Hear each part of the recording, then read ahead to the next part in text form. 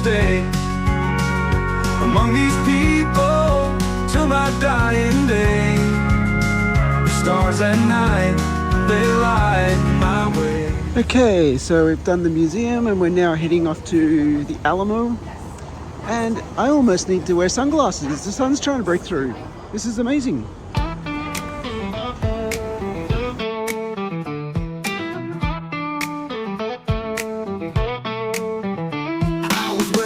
Dust and open roads with a heart that's wild and dreams untold. The stars above, they call my name. One day I'll ride and stake my claim. The saddle's tight, boots hit the ground, chasing sunsets, never backing down. The city lights, they can wait for me, cause I got cowboy dreams, just wait and see. I'm riding high through the wind and rain, chasing cowboy dreams, feeling no pain. With a guitar in hand and a beat in my soul, I blaze my trail, make the world ho ho. Hip hop in my veins, but my roots run deep. Cowboy dreams never lose their heat. The Texas General Land Office becomes custodian of the Alamo to ensure that this sacred site is here for the next generation of visitors. Remember the Alamo, once a rallying cry in battle, still lives on today. But why? For many, it's because the Alamo stands as a testament to the fight against tyranny. It is a monument to human courage. It is the cradle of Texas liberty. And after withstanding 300 years at the crossroads of culture, faith, and power, the Alamo has come to represent the independent spirit of Texas itself.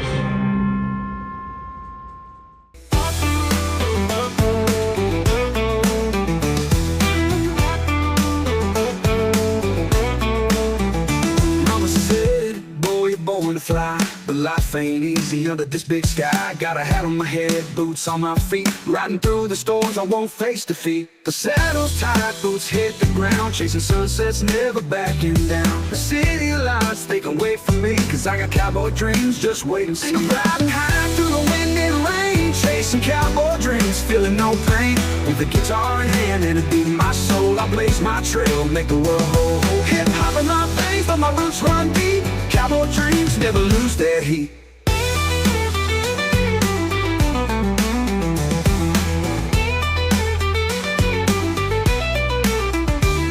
From the dirt roads to the big city lights, I'll carry my dreams through the long cold nights. A cowboy at heart with a modern twist. Every step I take feels like a ring. I'm riding high through the wind and rain, chasing cowboy dreams, feeling no pain. With a guitar in hand and a beat in my soul, I blaze my trail, make the world ho ho. Hip hop in my veins, but my roots run deep. Cowboy dreams never lose their heat. And I'm riding on cowboy dreams. Life's not always easy, but I'll reach the peaks. With every step, I'm breaking the seams, still riding high, chasing cowboy dreams.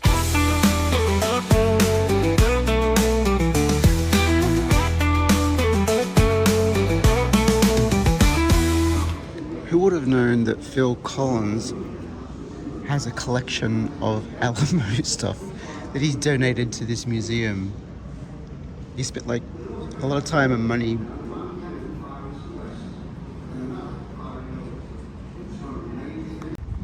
So when you come to the Alamo, you have a couple of choices. You can get guided tour. You can get the audio tour, which is what I got, which is like a little mobile phone, and you walk to different numbers, and then when you get to the number, you just key in the number like in a cell phone, and it tells you a little bit about a story or somebody or anything like that, which is pretty good. But the one that has like the actual the guided tour, it has like this, you walk around with a little iPad, and it gives you like live recreations of what the Alamo would have looked like back then, so you get this sort of full visual experience as well. But for time constraints, I haven't got time. So I've just done a little bit, I've rushed through it, but I got a gist of what the story was, and I've seen the buildings, so I really have a clearer understanding of what this was and what it represented, which was the whole purpose of it all.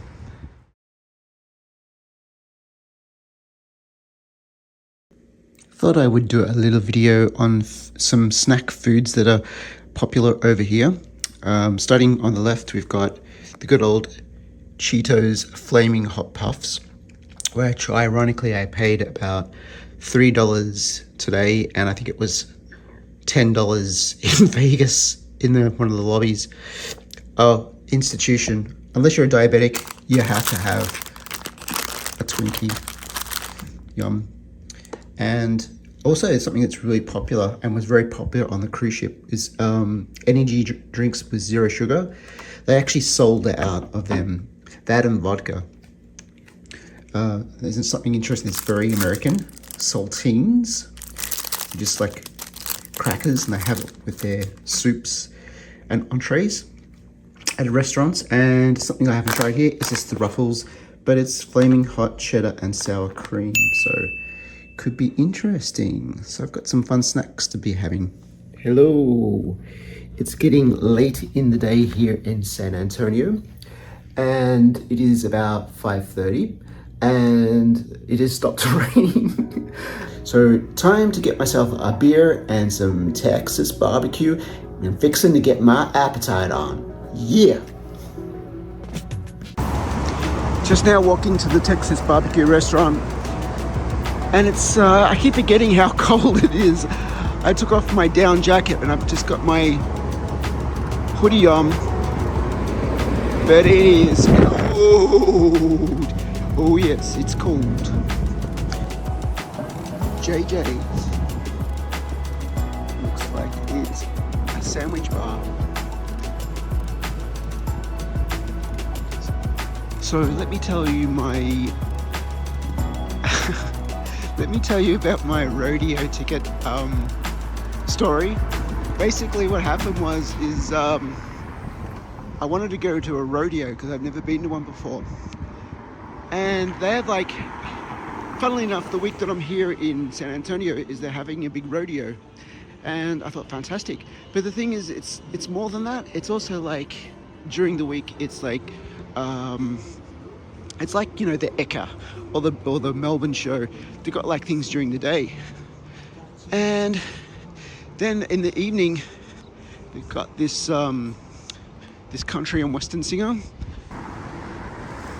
And on the website, it doesn't tell you. It just says, it has a list of like all the other events, but it doesn't actually tell you is the rodeo. And I would thought the rodeo would be during the day. And I asked Chatbot GBT, and Chatbot GBT said, actually, it could be in the evening. So because it's such a big event, they have the rodeo first, and then they have the singer. And I'm like, oh, I'm so confused. I didn't know whether it was on during the day or in the evening. Yeah, so this really nice guy at the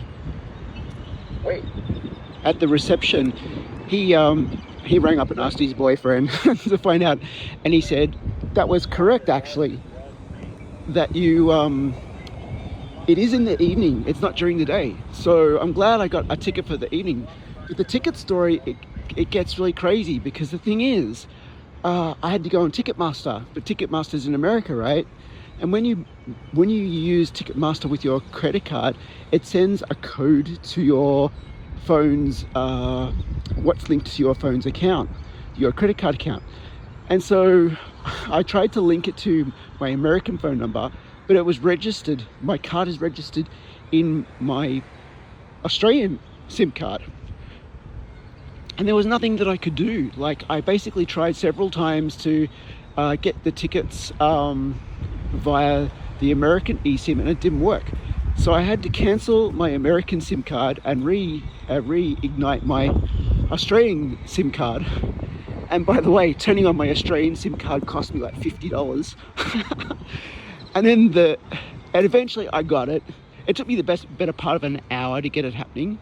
And and I wanted good seats, because I'm thinking, when am I going to go to a rodeo again, right? So I thought, I really need to get good seats. So, and they're not cheap. So to get a rodeo tickets and this country music festival thing, it cost me like $500 all up, plus the $50 from the Australian SIM card. Oh, look, there's all bats there. Wow. But at the end of the day, I got the tickets, which was really good. and I hope it's going to be a kick-ass show. So, you know, once in a lifetime, bucket list shit. Yeah, so the end of the story is that I end up getting the ticket, and I end up finding out that the rodeo is in the evening. But the actual ticket you buy gets you into the whole country festival during the day as well. So I could go to the country day festival as well as go to the rodeo and then the country show in the evening. So, but I don't know like how much energy I've got to be there the whole day and see a rodeo and see the country music show. So I'll have to see how I feel on the day. I can't do too much walking because my feet are still repairing from all that walking I did the other day. So you can only do what your body allows you to. So, but the main thing is I'm going, so should be an interesting time.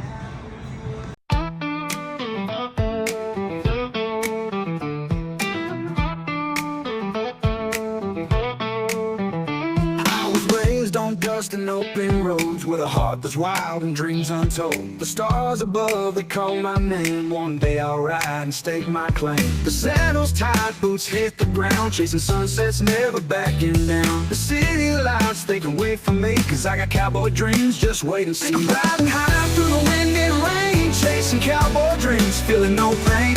With a guitar in hand and a beat in my soul, I blaze my trail, make the world whole. Hip hop in my veins, but my roots run deep. Cowboy dreams never lose their heat. Coleslaw, rib, sausage, and brisket. Some sauces. This is a pineapple thing, a banana thing, and some condiments apparently go really good with the meat. And of course, a Dr. Pepper.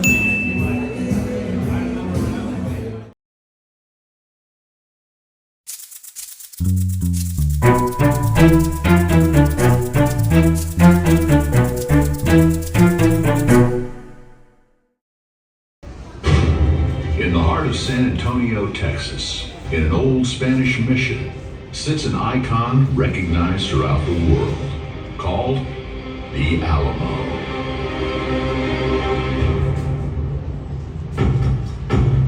Indigenous tribes have long inhabited the vast expanses of the American Southwest, but a great change is coming.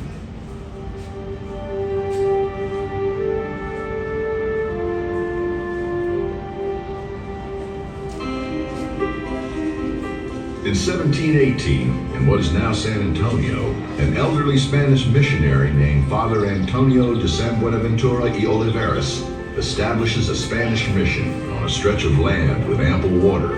He calls it San Antonio de Valero. There, he establishes a self-contained village, providing food and shelter for the natives, and stocking horses and firearms for defense against raiding Comanches and Apaches. Activity at the mission lasts for more than 70 years. By 1793, the population has dramatically declined, and the need for Valero has ended. Soon after, it sits in disrepair with few occupants, but given its strategic location, it will not stay this way for long.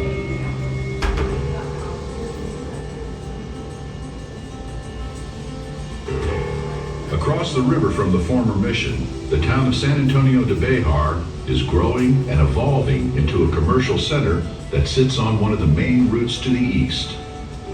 The old mission is perfectly situated to protect this important crossroads and is converted into a fortified military outpost. In 1803, a Spanish cavalry unit is stationed there. They come from a town south of the Rio Grande called Alamo de Parras. What started as a mission is now a military outpost called the Alamo. The soldiers have come here to guard against a new threat, the westward expansion of the United States. The political map of North America is changing. In 1821, Mexico wins independence from Spain, and a new flag flies over the Alamo. Despite previous efforts to populate Texas, the region has only 3 stable communities: San Antonio, Goliad, and Nacogdoches. The Mexican government authorizes land agents called empresarios to bring in immigrants from the United States. The most successful empresario is Stephen F. Austin. New settlers pour into Texas, lured by the promise of large land grants. Within a mere 5 years, the population grows from about 3,000 to more than 30,000. Soon, two populations emerge in Texas: native-born Mexican Texans called Tejanos and naturalized American Texans called Texians. But an ongoing fight between two Mexican political factions will soon test the loyalty of both Texians and Tejanos to Mexico. In 1824, Mexico adopts a new federalist constitution that allows states to share power with the national government. Texas favors this constitution because it grants them a greater degree of autonomy. But in 1834, the president of Mexico, Antonio Lopez de Santa Anna, rejects power sharing and imposes a new centralist constitution, stripping Texas and other regions of power. Federalists throughout Mexico rebel against this decision and demand a return to the federal constitution of 1824. But Santa Anna, calling himself the Napoleon of the West, moves quickly and forcefully to crack down on the uprising.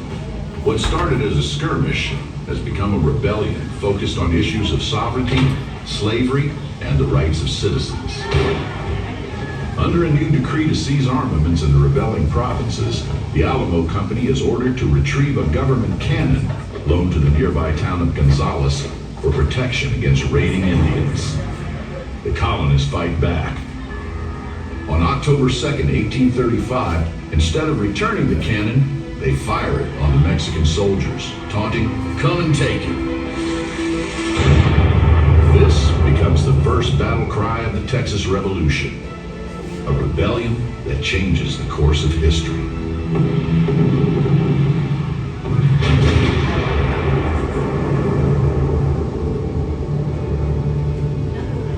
With orders not to engage in battle, the Alamo Company returns to San Antonio without the cannon. Emboldened by their success, the rebels follow them. The town and the Alamo garrison are vital for controlling access to Texas. In December 1835, after a bloody 5-day battle, the Mexican general Martin Perfecto de Cos surrenders San Antonio to Béjar and heads to the Rio Grande with his soldiers. A month later, in January 1836, the Texans receive word that President Santa Anna himself is on his way with about 6,000 troops to put down the rebellion. On February 23rd, a lookout sees Santa Anna arriving with the first of his massive army and rings a church bell to sound the alarm. The rebels, amounting to about 150 men, including lawyers, doctors, and farmers, along with their families, flee the town and gather inside the walls of the Alamo, hoping for protection from the impending battle. Among them is David Crockett, a former congressman and famous frontiersman from Tennessee who arrived just days earlier. Crockett lost his seat in the U.S. Congress and, like many of the rebels, came to Texas with hopes of acquiring land, building wealth, and gaining political power in this land of both danger and opportunity. Santa Anna orders his men to raise a red flag at a nearby church within sight of the Alamo. It has a clear meaning. He will show no mercy. The rebels send back a message of their own. They will stand and fight. One of the two rebel commanders is James Bowie, a land speculator and legendary knife fighter who married into one of the most powerful Mexican families in Béjar. Bowie is famous already for the knife that bears his family's name. Attention, company! Shoulder, arms! The other commander is South Carolinian William B. Travis, Present arms! a 26-year-old lawyer and cavalry officer known to be a natural leader. Colonel Travis, company is formed for parade. Thank you, sir. Bowie and Travis agree to joint command, but in a twist of fate, Bowie falls gravely ill and is confined to his bed. Travis now has full command. Ruta! outnumbered and surrounded by thousands of Mexican soldiers, the rebels desperately hope they'll be able to hold off Santa Anna until reinforcements arrive. Soon after the siege begins, Travis writes a series of letters, desperate pleas for reinforcements. One is addressed to the people of Texas and all Americans in the world.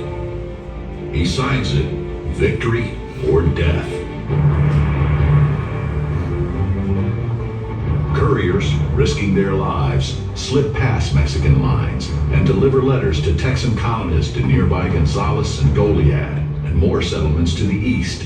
Soon, Texans everywhere know of Travis's desperate stand at the Alamo. Troops rush to assemble, but are unable to arrive in time. In Goliad, troops head to the Alamo, only to turn back when they learn that another Mexican column is coming for Goliad too. Eventually, 32 men from the town of Gonzales, 75 miles away, arrive at the Alamo on March 1st, 1836, 8 days into the siege.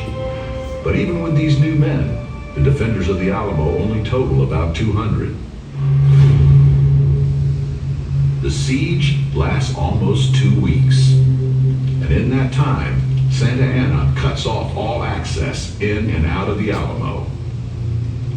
In the early hours of Sunday, March 6, 1836, the defenders are fast asleep. For the first time in 12 nights, there's no cannon fire. The silence is a tactic. Santa Anna is planning a surprise attack. But the strategic silence is broken by his own men, when Mexican soldiers, unable to contain their enthusiasm, begin to shout. The rebels rush the walls and fire into the darkness, manning their stations. Come on, boys, let's give them hell!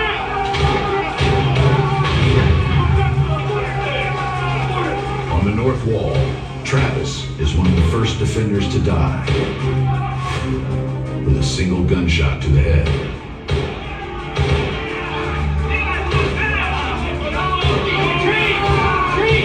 As Santa Anna's forces push in, many of the rebels fall back to the Long Barrack, then to the church.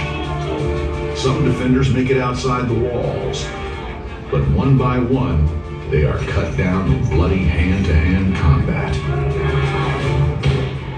Bowie dies in his sickbed, bayoneted by Mexican soldiers. The battle only lasts about 90 minutes.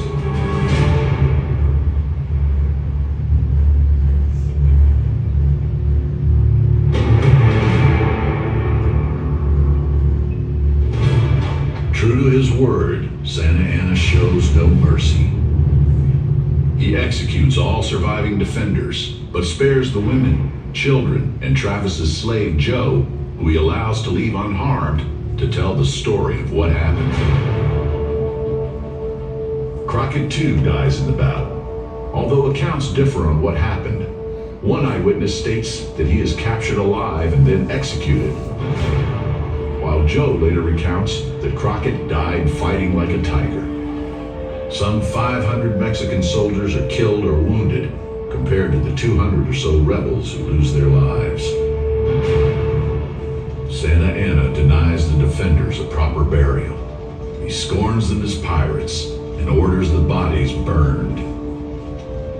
What the defenders of the Alamo didn't know is that during the siege, a convention gathered at Washington on the Brazos had officially declared Texas's independence from Mexico.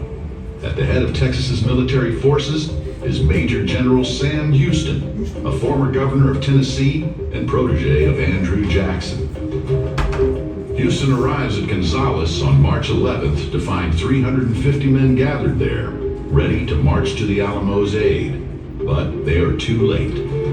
Wanting to stay ahead of the Mexican advance, Houston withdraws eastward. Terrified civilians, afraid of being left behind, follow in his wake in what is known as the Runaway Scrape.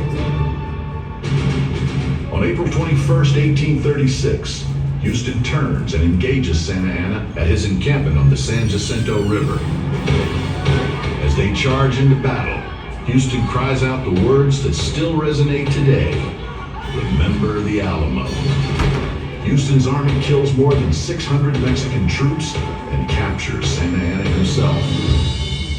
Astonishingly, only 9 Texans die. The captured President General is forced to recognize the Republic of Texas in exchange for his life. The Republic of Texas is born.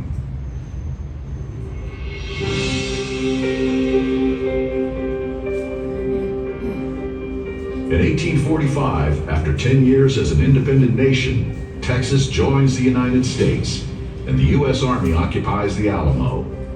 The Long Barrack is converted into a storage depot for military supplies at the start of the Mexican War. After the war's end, by 1850, the U.S. Army uses the church as a warehouse, and the Alamo becomes a vital Army hub. A roof is added to the church, along with a bell-shaped gable to the top, giving the Alamo its iconic facade. In 1877, the Army moves to new, larger quarters. This is the last time the Alamo is used as a military outpost. But it's not abandoned for long. As the railroad expands across Texas, San Antonio grows as well. Soon, the city expands over the river towards the Alamo, and the property becomes valuable for development. A French businessman named Honoré Grenet buys the Long Barrack and converts it into a garish warehouse and general store. And 12 years later, in 1883, the state of Texas purchases the church, which is to be maintained as a shrine to the men who defended the Alamo in 1836. The rest of the Alamo remains in private hands. As the 20th century approaches, instead of offering protection, it is the Alamo itself that needs to be protected. In 1903, when a developer wants to demolish the Long Barrack to make way for a hotel, Adina de Zavala, the granddaughter of the first vice president of the Republic of Texas, and Clara Driscoll, whose grandfather was a veteran of the Battle of San Jacinto, begin a public campaign to save what remains of the historic building. Driscoll advances $65,000 to buy the Long Barrack on behalf of the Daughters of the Republic of Texas. In 1905, the Texas legislature reimburses Driscoll and designates the Daughters of the Republic of Texas as custodians of the Long Barrack and Church, ensuring the Alamo's survival as a shrine to Texas liberty.